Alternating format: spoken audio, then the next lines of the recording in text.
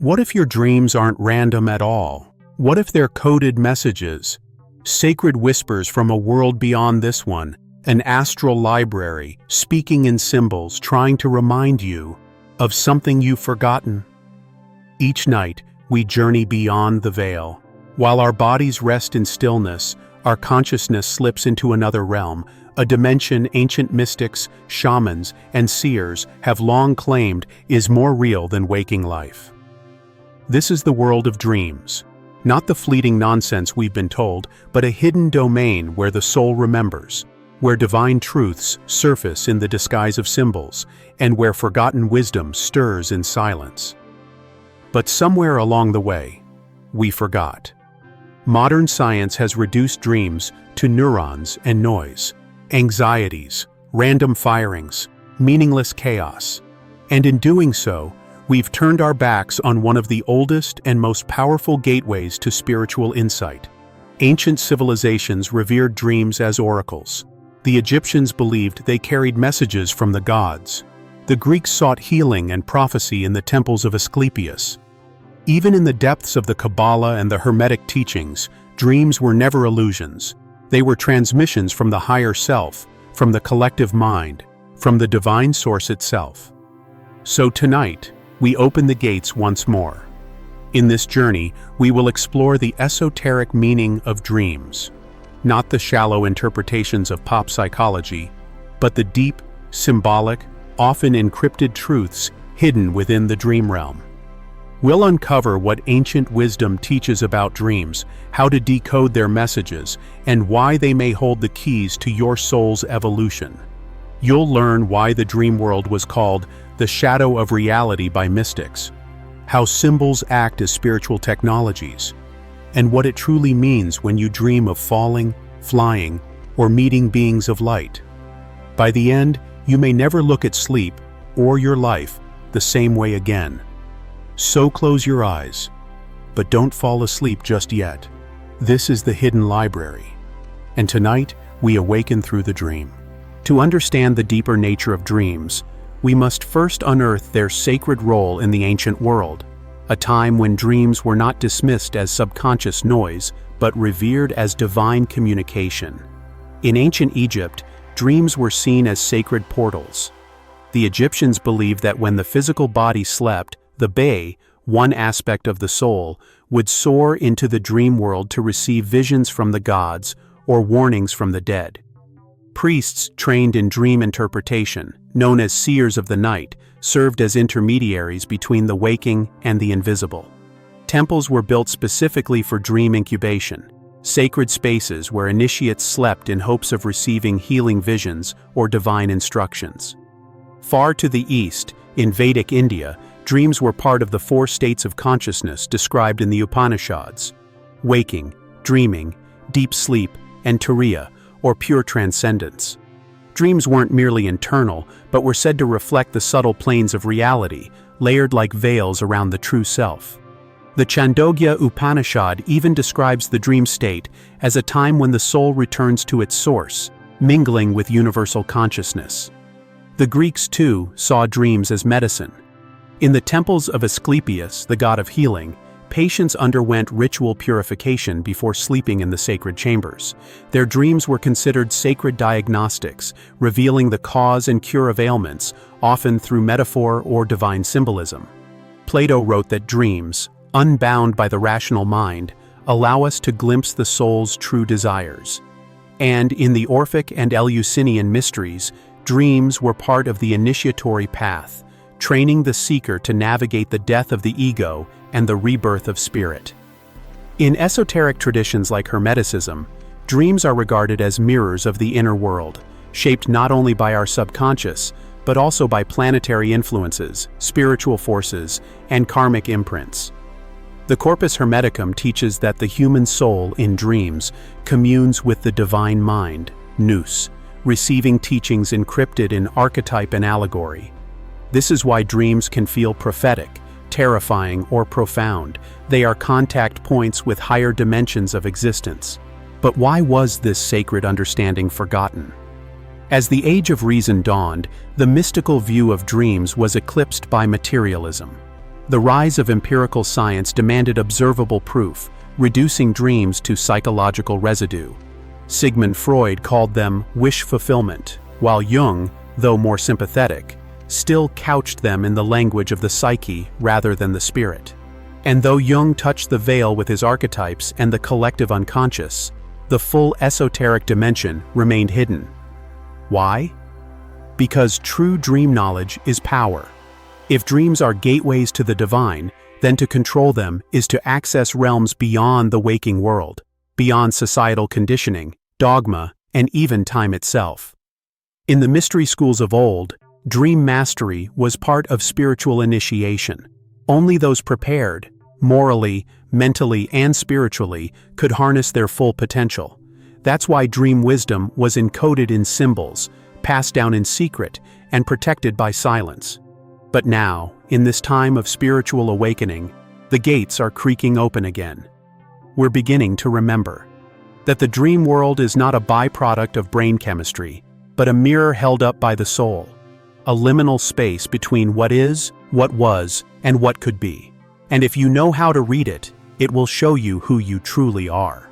Now that we've stepped through the threshold of ancient understanding, let's begin decoding the dream world itself, not as a psychological echo, but as an initiatory landscape, a sacred mirror reflecting the inner architecture of your soul. First, we must understand this. Dreams are not passive experiences. They are multi-dimensional journeys, and the dreamer is not merely an observer, but an active participant in a hidden ritual, one you unconsciously enact each night. In the esoteric view, your dreams are a map, but not a map of the physical world, a map of your psycho-spiritual terrain. Every symbol, every figure, every bizarre twist in a dream is like a hieroglyph. And just like the hieroglyphs carved into temple walls, they contain multiple layers of meaning: personal, archetypal, cosmic. Let's begin with symbols, the language of the soul. In waking life, we use words. In dreams, the soul speaks in imagery. Fire may not mean literal flames, but transformation. A serpent may not be danger, but a messenger of awakening, a totem of Kundalini. Death is rarely about dying, but about ego dissolution, change, and the alchemy of rebirth. Why this language? Because symbols bypass the rational mind. They speak directly to your essence. This is why the same symbol can reappear in cultures that never touched, why both the Aztecs and Egyptians revered the feathered serpent, why the spiral, the eye, the tree, the labyrinth appear across epochs. These are not artistic coincidences. They are fragments of a forgotten code. When you dream, you are stepping into that code. You are speaking with the archetypes that shape the very foundations of human myth and memory. But the esoteric tradition goes even further. Dreams are not just internal, they are interdimensional. Many teachings, Hermetic, Sufi, Kabbalistic, even Taoist, agree on this. In dreams, we enter the astral plane, a realm where thoughts become form, where emotion sculpts reality, where time folds in on itself. In this state, you're not just processing your day. You're entering a theater of the spirit, and this realm is layered. The lower astral is dense, shadowy, often chaotic. Nightmares, echoes of trauma, or unresolved energies reside here. The middle astral is the realm of symbols, lessons, guides, and tests. The higher astral, fleeting, luminous, is the domain of revelation. Contact with higher beings, glimpses of past lives, visions of universal truth. Each night, your consciousness slips through these layers depending on your energetic frequency, your vibration, your clarity, your spiritual preparation. This is why certain dreams feel sticky, haunted, repetitive. You may be caught in a loop of unresolved karmic threads. And why others feel electric, transcendent, like you woke up with a knowing you couldn't explain. You touched a higher frequency. You tasted the light behind the veil. And then there are lucid dreams, the rare moments when the dreamer becomes aware that they are dreaming. In the mystery schools, lucid dreaming wasn't just a curiosity, it was a training ground, an advanced practice. To be lucid in the astral is to hold your consciousness across dimensions. To shape your dream is to shape the microcosm, and prepare for shaping the macrocosm. Remember the Hermetic axiom, as above, so below. It applies here too. Your dream world is a sandbox of your waking life. How you navigate it, what you run from, what you face, what you create, can mirror or even influence your reality. But not all dreams are yours alone.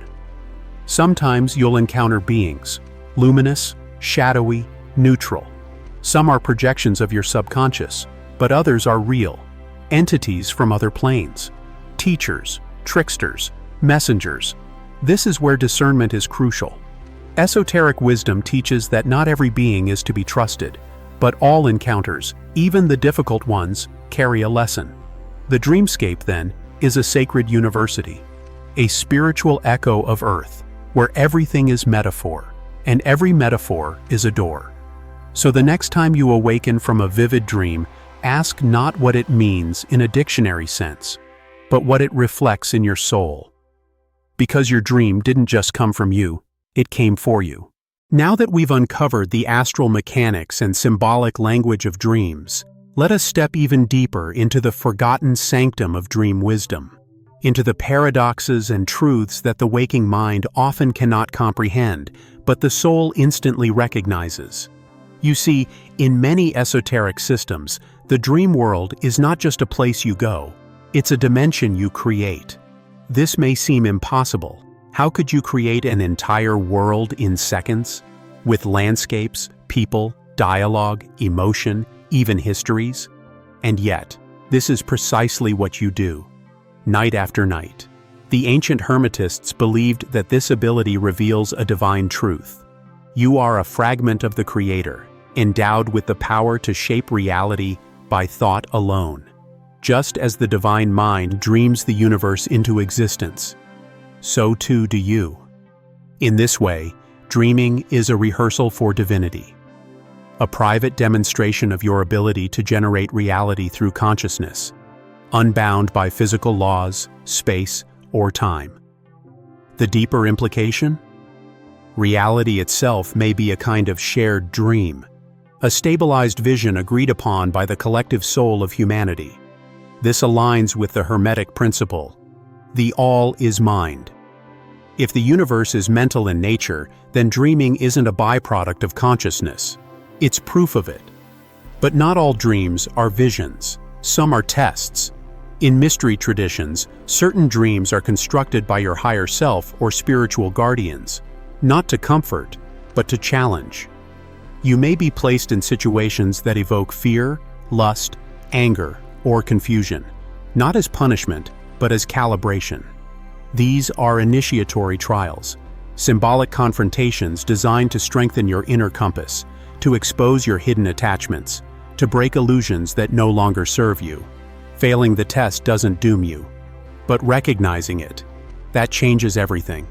It activates the alchemical work within. And then there are the dreams you don't remember. From the esoteric view, every soul dreams, even if the ego forgets. In some cases, forgetting is protection. You may have experienced a vision or encounter too intense for your current level of consciousness to integrate. Other times, your higher self may veil the dream to preserve its message until the right moment, like a seed planted in the dark, waiting to bloom. But perhaps the most mysterious dreams are those that do not come from within at all. There are documented cases, across traditions, cultures, and even modern mystics, of shared dreams. Two or more individuals dreaming the same scenario, speaking to the same being, seeing the same place. This points to something few dare to consider, that there are places within the dream realm that are not projections, but stable realities, realms unto themselves. Some Tibetan teachings speak of dream cities or pure lands accessible only to trained dream yogis. Theosophical writings refer to the mental plane, a higher order of consciousness where advanced souls gather during sleep. These are not dreams in the conventional sense, they are visits. And what of prophetic dreams? Every ancient tradition is filled with them. from the Pharaoh's dreams interpreted by Joseph in the Bible, to the dream that warned Julius Caesar's wife of his assassination, to countless anonymous mystics receiving glimpses of disasters, births, awakenings, or their own deaths.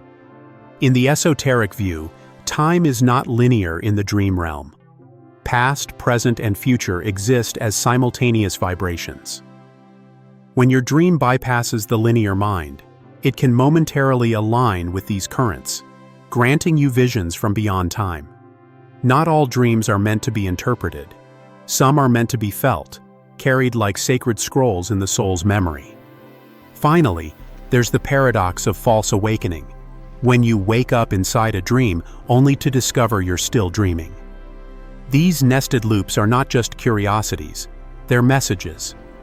The dream is asking, "Are you awake now?" And if not, then what else in your waking life might still be a dream?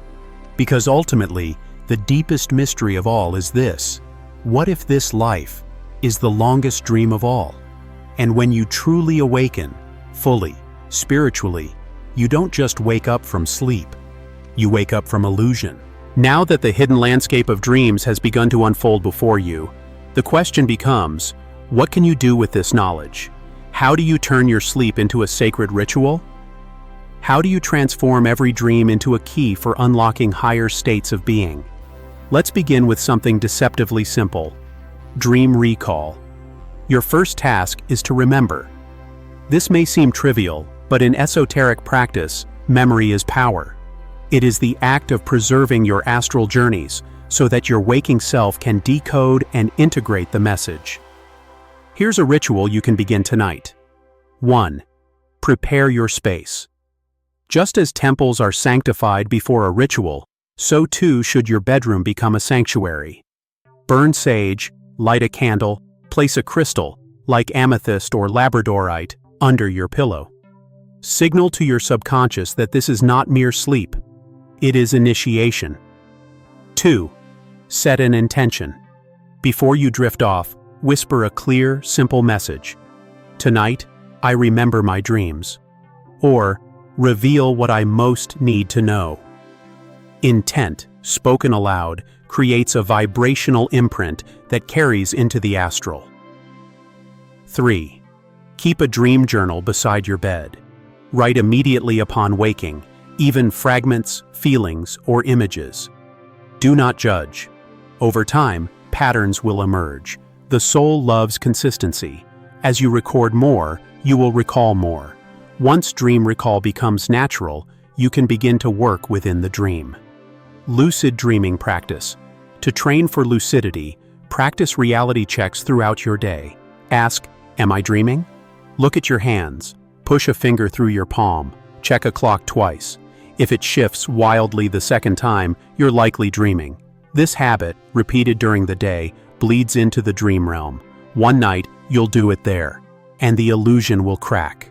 When you become lucid, don't rush, don't control, observe, speak aloud, show me what I need to see. Often, a guide will appear. A door may open, a forgotten memory may rise. Let the dream reveal itself. You are both the seeker and the stage. Spiritual dream ritual for advanced practice.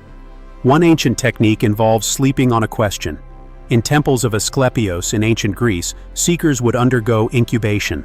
They'd fast, purify, then sleep in sacred chambers, awaiting healing dreams.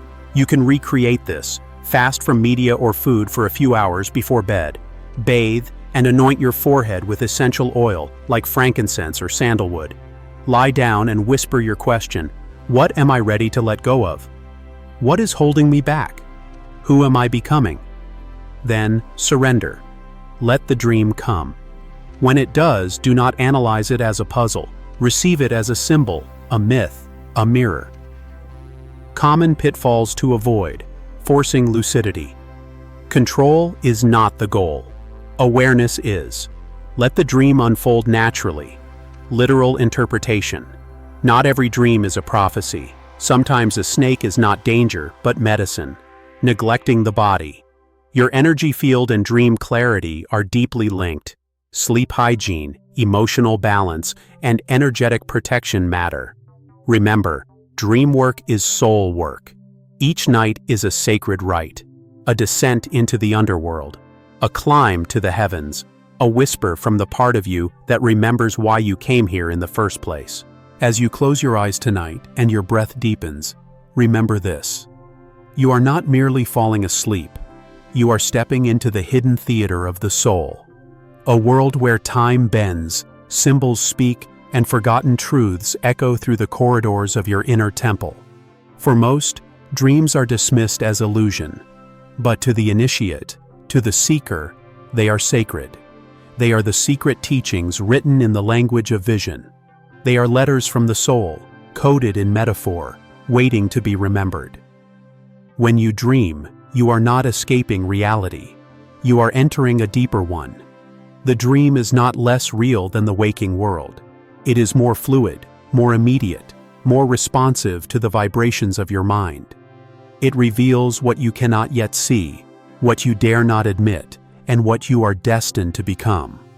Every symbol, every setting, every shadow has meaning, and every night you are invited to listen. So ask yourself, have you been dreaming your way through life? Or have you begun to awaken through your dreams? The ancient sages, the mystics, the mystery schools, they all knew dreams are not distractions, they are maps, and when read correctly, they lead to a treasure buried deep within. The self remembered, the soul awakened, the divine rejoined. So tonight, do not sleep blindly. Lie down as the apprentice does before the altar of wisdom. Set your intention like a blade into the silence. And when the veil parts, step through it with reverence. Because your dreams are not just messages, they are mirrors, they are tests, they are doors. And one day, when the final dream ends, you may awaken not in your bed, but in your true nature. Until then, dream wisely. If this exploration stirred something ancient within you, subscribe, share, and join this growing circle of seekers. Leave a comment below. What's the most mysterious dream you've ever had? And remember, the truth is not always hidden in books. Sometimes it is whispered in dreams.